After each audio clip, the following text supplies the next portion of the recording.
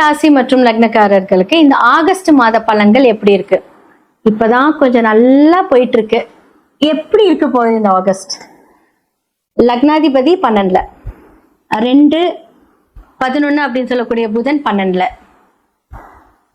4-9 அப்படின்னு சொல்லக்கூடிய செவ்வாய் 11ல. ஓகே, குரு 5-8க்குரியவரும் 12ல. எல்லாரும் போய் 12ல உட்காந்துட்டாங்களே. ஓகே, எப்படி இருக்க போகுது அப்படின்னா, இவங்களால எல்லார் மூலியமா உங்களுக்கு வந்து செலவு ரொம்ப ஜாஸ்தியா இருக்கு அப்படின்னு அர்த்தம். குழந்தைங்களுக்கு ஏதாவது ஒரு செலவு பண்ணணும். இப்போ வந்து 5 அப்படின்னு சொல்லக்கூடியவர் வந்து பாத்தீங்கன்னா குரு, அவர் வந்து 12ல போய் உச்சமா உட்காந்துட்டு இருக்காரு. அப்போ வந்து ஏதாவது கோவில் ட்ரிப் பிளான் பண்ணுவீங்க, அதன் மூலியமாக விரயங்கள், வேற ஒன்றும் இல்லை, ஆன்மீக ட்ரிப். உண்மையுமே சொல்றேன், சிம்மத்துக்கு இந்த மாதமும் கொஞ்சம் நல்லா தான் இருக்கு. என்ன, கொஞ்சம் செலவு, அது போனா போயிட்டு போட்டோம், நமக்கு எந்த பிரச்சனையும் வரக்கூடாது. அப்ப லக்னாதிபதி 12ல இருக்கும்போது என்ன அப்படின்னா, நீங்க இனிஷியேட்டிவ் எடுப்பீங்க எல்லாத்துக்குமே. சோ 12ஆம் இடத்துல குருவோட தானே இருக்காரு. சூரியன் குருனாலே வந்து ஒரு ஓகே. அப்போ வந்து 8க்குரியவர் 12ஆம் இடத்துல உச்சமாகும் போது என்ன ஆகும் அப்படின்னா, டிராவல் பண்ணும்போது கொஞ்சம் ஜாக்கிரதையா டிராவல் பண்ணுங்க, அவ்வளவுதான். இப்போ என்னதான் வந்து சனி பகவான் வக்கரத்துல இருந்தாலும் நல்லதுதான், அது ஒன்றும் பிரச்சனை கிடையாது. அதனாலதான் சொன்னேன், எடுத்தோடனே சொன்னேன், இதெல்லாம் உங்களுக்கு வந்து ஒரு செலவுகளாக இருந்தாலும் நல்லதுதான் அப்படின்னு நான் சொன்னேன். அப்போ நீங்க வந்து ஏதாவது ஒரு முயற்சி எடுக்கிறீங்க அப்படின்னா, சனி வக்கர நிவர்த்தி ஆகிறதுக்குள்ள அந்த முயற்சி எடுத்துருங்க, எல்லாமே நல்லபடியா முடியும். ஏன்னா இது ஒரு நல்ல காலகட்டம் சிம்மத்துக்கு. ஏன்னா அஷ்டமாதிபதி வந்து உங்களுக்கு வந்து வக்கரமா இருக்கிறார் இல்லையா, அதனால வந்து அது வந்து ப்ராப்ளம் கிடையாது அப்படின்னு சொல்றேன். அப்போ நீங்க வந்து அந்த குரு உச்சத்தில் இருக்கும்போது கொஞ்சம் என்ன சொல்றது, ஜாக்கிரதையா இருங்க, அவ்வளவுதான். சோ இப்போ வந்து என்ன முக்கியமான ஒரு விஷயம் அப்படின்னா, இப்ப நீங்க வந்து ஒரு பிசினஸ் பண்றீங்க, இல்ல காதல் திருமணம், இப்போ நீங்க வந்து ஒரு திருமணத்துக்கான ஒரு விஷயங்களை இனிஷியேட்டிவ் பண்றீங்க அப்படின்னா, 2க்குரிய புதனும் வந்து 12ல இருக்காரு இல்லையா, அப்ப வந்து 11 வீட்டுல செவ்வாய் இருக்காரு. சோ பெண்களுக்கு வந்து இப்ப கல்யாணம் பண்ணலாமான்னு கேட்டா தாராளமா இப்ப உங்க வீட்டுல சொல்லி சுப காரியங்கள் நடக்கிறதுக்கு உண்டான எல்லா வேலைகளும் நடக்கும். அதனாலதான் நான் சொன்னேன், சனி வக்கரத்துல இருக்கும்போது கொஞ்சம் அதை ஹேண்டில் பண்ணிக்கோங்க அப்படின்னு நான் சொன்னேன். சோ இந்த காலகட்டத்தில் வந்து நம்ம எல்லாமே இப்போ வந்து டாக்டர்ஸா இருக்கிறீங்க, வக்கீலா இருக்கீங்க, இல்ல யூனிஃபார்ம் போட்ட ஜாப்ஸ்ல இருக்கீங்க அப்படின்னா ப்ரொமோஷன் கிடைக்கிறதுக்கான வாய்ப்புகள் இருக்கு. நம்ம நிறைய ஹார்ட் ஒர்க் பண்ணியிருக்கோம். ஸோ இந்த மாதிரி விஷயங்களை வந்து பாத்தீங்க அப்படின்னா, இவ்வளவு நாள் வந்து ஒரு டீக்ரேடா இருக்கு அப்படின்னு நீங்க வந்து ஃபீல் பண்ணிட்டு இருந்திருப்பீங்க.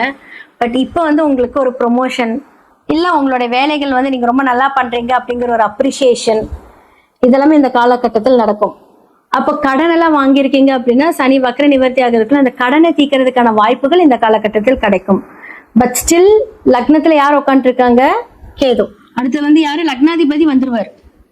சூரியன் கேது இணைவு அந்த லக்னத்தில் இருக்கும்போது தலை பாரம், தலைவலி, ஆல்ரெடி வந்து கேது வந்து லக்னத்துல இருந்தா மண்ட கோளாறு தான் நாங்க சொல்லுவோம். ஏன்னா பிகாஸ் என்ன அப்படின்னா, எடக்கு முடக்கான ஒரு பேச்சு ஆல்ரெடி நீங்க வந்து பேசுவீங்க.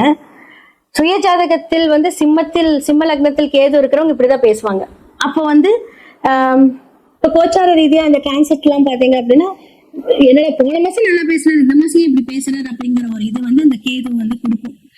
டிசம்பர் வரைக்கும் கேது அங்கதான் இருப்பாரு. இப்ப சூரியன் கேது இணைவு அப்படிங்கும் போது என்ன அப்படின்னா, ஆல்ரெடி மேனேஜ்மெண்ட் மூலியமாக பிரச்சனையா இருக்கிறது எல்லாமே சரியாயிடும் அப்படின்னு சொல்றேன். கேது அந்த பிரச்சனையை வந்து முறிச்சு, அது வந்து கேது வந்து நல்லதையும் மட்டுமே முறிக்க மாட்டார், கெட்டதையும் வந்து செயல்படுத்த விடாம பண்ணுவார். அப்ப இவ்வளவு நாள் வந்து இன்டைரக்டா அந்த பிரச்சனை உங்களுக்கு வந்து சரியாகும் அப்படின்னு நான் சொல்றேன். சுய ஜாதகத்தை பாருங்க, யார் எந்த சாரம் வாங்கியிருக்காங்க அப்படிங்கறத நீங்க பாருங்க. அப்போ வந்து பாத்தீங்க அப்படின்னா,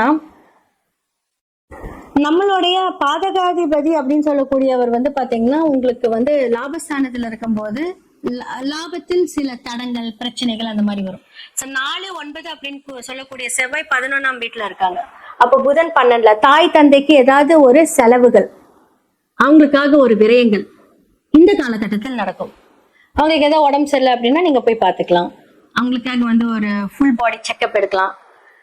இதெல்லாமே ஆக்டிவேட் பண்ணுங்க, சரியாயிடும். இல்ல சப்போஸ் உங்களால போக முடியல, நீங்க ஏதாவது வெளியூர்ல இருக்கீங்க அப்படின்னா அதற்கான ஒரு செலவு ஒரு 1000 rupees, நான் சொல்றது ஒரு பேசிக்கான ஒரு பேமெண்ட் தான். அதுக்கு என்ன தேவையோ சும்மா ஒரு செலவு பண்ணிக்கோங்க, மாத்திரை வாங்கிக்கோங்க அப்படிங்கறது, அந்த விஷயத்தை ஆக்டிவேட் பண்ணிடுங்க, ஒண்ணுமே ஆகாது, பிரச்சனையே இருக்காது.